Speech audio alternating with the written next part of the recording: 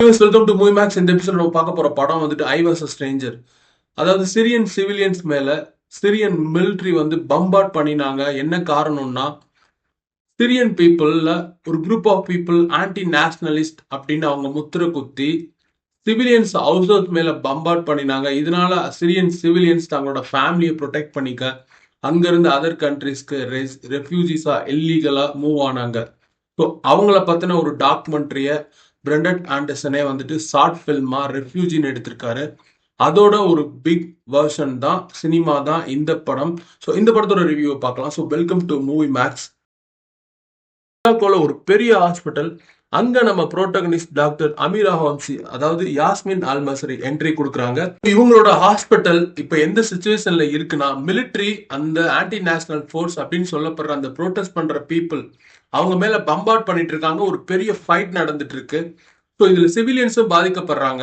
இதனால உருவாகக்கூடிய அந்த கேஷுவாலிட்டிஸ் எல்லாம் இவங்களோட ஹாஸ்பிட்டல்ஸ்க்கு தான் அந்த பேஷண்ட்ஸ் எல்லாம் கூட்டிட்டு வர்றாங்க.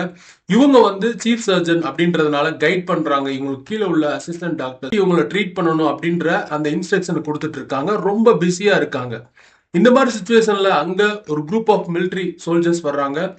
ஸோ அவங்க வந்து இவங்ககிட்ட சொல்றாங்க, ஸோ பேஷண்ட்ஸை வந்து எந்த மாதிரி ட்ரீட் பண்ணணும் அப்படின்னு. இவங்க சொல்றாங்க, ஹாஸ்பிட்டலில் நான் எப்படி ட்ரீட் பண்ணணும்னு எனக்கு தெரியும், நீங்கள் வந்து எனக்கு கைட் பண்ண தேவையில்லை அப்படின்னு. அங்கே ஒரு சின்ன வாக்குவாதம் ஆகுது. இந்த சுச்சுவேஷனில் அங்கே ரொம்ப சிவியரான காயத்தோட ஒரு பேஷண்ட்ஸை கூட்டிகிட்டு வர்றாங்க. ஸோ அவனை ட்ரீட் பண்ணிட்டு இருக்கையிலே பக்கத்து பெட்டில் இன்னொரு பேஷண்ட்டும் இருக்கான். ஸோ அந்த பேஷண்ட் டக்குன்னு கன் எடுத்து இவங்க முன்னாடி காமிச்சு சொல்றான், நான் அவனை ஷூட் பண்ணணும், தள்ளு அப்படின்னு. இவங்க ஷாக் ஆயிடுறாங்க. ஏற்கனவே சுத்தி குண்டு வெடிச்சிட்டு இருக்கு, இப்ப இவன் வேறையா அப்படின்னு ஒரே பயங்கரமான பிரச்சனையா இருக்கு. ஸோ இவங்களுக்கு என்ன பண்றதுன்னு தெரியல. ஸோ அப்படியே அவன் பேசிட்டு இருக்கையிலே கன்னை ஃபயர் பண்ணிட்டு செத்து போயிடுறான். ஸோ இதுக்கப்புறம் இவங்க அழுக ஆரம்பிச்சுட்டு அங்கிருந்து ரொம்ப டிப்ரெஷனுக்குள்ளாகி அங்கிருந்து வெளியில அந்த கோரிடோர்ல நடந்து வந்துட்டு இருக்காங்க. அப்போ ஒரு பாம்பு வெடிக்குது. ஸோ அந்த ஹாஸ்பிட்டலே சேக் ஆகுது. ஸோ இவங்களோட உயிருக்குமே உத்தரவாதம் இல்லை.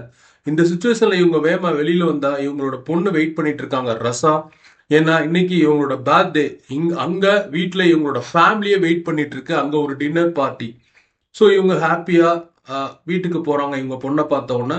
ஸோ அங்க இவங்களோட அப்பா இவரை வெல்கம் பண்றாங்க. இவங்களோட ஃபேமிலி அண்ட் ஃப்ரெண்ட்ஸ் எல்லாரும் இருக்காங்க. ஒரு கெட் டுகெதர் நடக்குது. ஸோ சந்தோஷமா பேசிட்டு இருக்கே இவங்களோட பிரதர் இருக்காரு. அவங்ககிட்ட போய் இவங்க கேட்குறாங்க, நீ எப்போ வந்து இங்க இருப்ப, நீ ஏன் வந்து வீட்லயே இருக்கிறது இல்ல, பிஸ்னஸ் பிஸ்னஸ் சுத்திக்கிட்டே இருக்க, உனக்கு பொறுப்பே இல்லை அப்படின்ட்டு.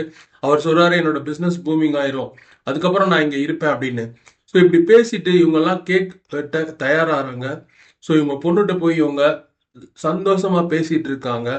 ஸோ அந்த மாதிரி ஒரு சுச்சுவேஷன்ல அவங்க அப்பா திடீர்னு ஒரு சவுண்ட் கேட்குது, மேலே பார்க்குறாரு. ஸோ சடனா அந்த பில்டிங் கொலாப்ஸ் ஆகுது. ஒரு பெரிய பாம்பு இவங்க வீட்டு மேல விழுகுது. ஸோ இதுக்கடுத்து அங்க வர்ற மிலிட்ரி ரெஸ்கியூ டீம் வந்து ரெஸ்கியூ பண்றாங்க. இவங்க ஒரு பெரிய பாறை மாதிரி இருக்கு அந்த பில்டிங்கோட இடுக்கு, அதுக்குள்ள கிடக்காங்க. ஸோ இவங்களை கஷ்டப்பட்டு காப்பாத்துறாங்க. அப்புறம் இவங்களோட பொண்ணையும் தேடுறாங்க.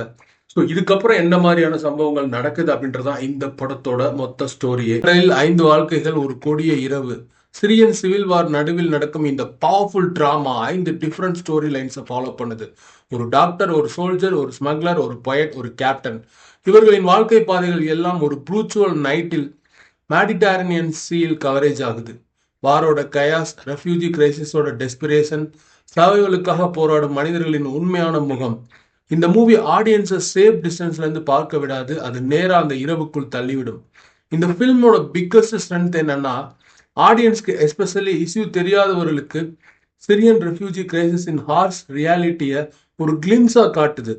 Gold and dark cinematography, screen முழுக்க ஒரு chilling atmosphere, imposing background score டென்ஷனை பில்ட் பண்ணி தீமை ரீஇன்ஃபோர்ஸ் பண்ணுது. Every frames feels heavy, every silence feels dangerous. இந்த படத்தோட கான்ஸ் அண்ட் டிராபேக்ஸ் பார்த்தோம்னா, ஃபில்ம் முழுக்க டார்க் அண்ட் ஒரு broody tone, almost no moments of levity. சில வியூவர்ஸ்க்கு இது டூ மச்சாக ஃபீல் ஆகலாம். Fast paced story telling and multiple story lines juggling, இதனால சில கேரக்டர்ஸ்க்கு ப்ராப்பராக டெப்த் கிடைக்கல. கேரக்டரைசேஷன் சில இடங்கள்ல மினிட் அண்ட் லேக் லெஸ்டர்ஸாக ஃபீல் ஆகுது. ஃபைனல் ஃபீல், இது ஒரு என்டர்டைன்மெண்ட் மூவி இல்லை, இது ஒரு எக்ஸ்பீரியன்ஸ். வார நியூஸ் ஹெட்லைன்ஸை பார்த்ததுக்கு பதிலாக அதுக்குள்ள மனிதர்களின் பயம், ஆசை, நம்பிக்கை எல்லாத்தையும் உணர வைக்கும் intense narrative. Dark, disturbing but undeniably powerful. ஒட்டுமொத்தத்துல இந்த மூவி வந்து நம்ம சைட்ல இருந்து ஒரு highly recommended films. So world cinema பார்க்குற ஆடியன்ஸ்க்கு, அதாவது கமர்ஷியல் படங்கள் இல்லாம ஒரு ரியாலிட்டி, ஒரு வார் கிரைசிஸ், அதுக்கப்புறம் அங்க உள்ள பீப்புள்ஸ் எவ்வளவு ஸ்ட்ரகிள் பண்றாங்க, அவங்களோட லைஃப்பை சேவ் பண்ண எந்த அளவுக்கு போராடுறாங்கன்றத அப்படியே வந்து தத்ரூபமா படம் பிடிச்சு காட்டியிருக்காங்க. ஸோ தேங்க்ஸ் ஃபார் வாட்சிங். Subscribe our channel.